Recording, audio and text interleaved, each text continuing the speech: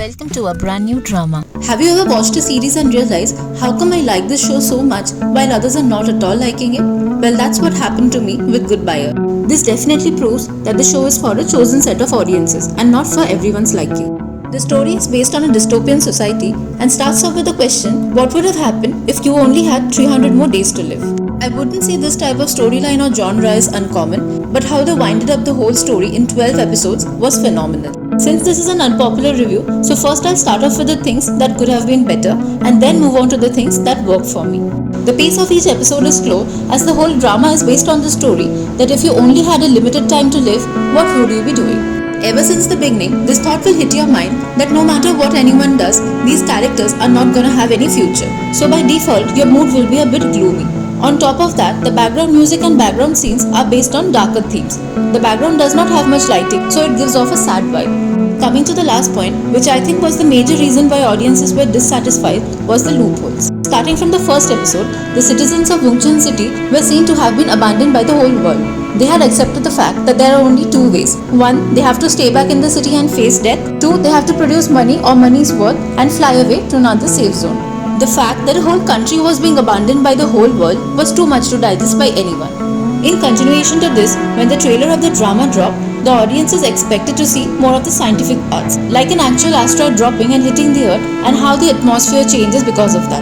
But to their dismay, none of these scenes were shown. Now I understand if majority of the audiences come to watch a show with certain amount of expectation and they don't get to see that, they obviously will be upset, and that's what I felt led to the downfall of the drama. I realized later that things that didn't work out for others are the ones that worked out for me, and here are they. The first couple of episodes were not too intriguing for me as well, as I was struggling to understand, is this the past, is this the future, who are these many characters, what exactly is happening. But gradually by the end of the fourth episode, I got an idea about the characters, what's the background setting of the drama, and started vibing with it.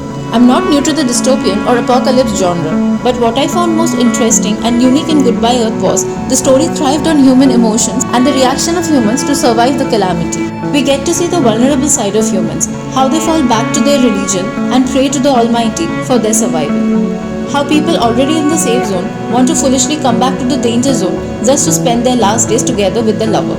How characters who are believed to be the preachers of selflessness actually show their true colors and try to evacuate from the situation for their own benefit.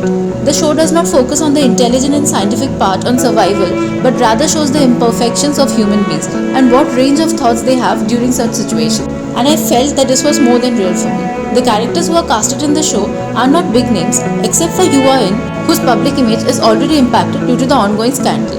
But that should not stop us from appreciating the type of actor he is and how real he shows the emotions on the screen.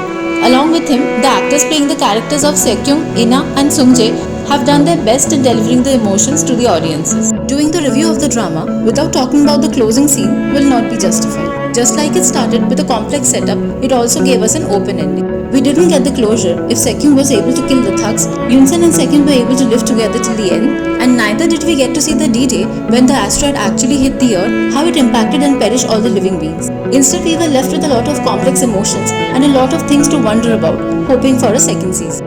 Considering all the points discussed in the video, I'll give an overall rating of 7.5 out of 10, and it's a recommendation for a certain set of audiences who like this type of genre.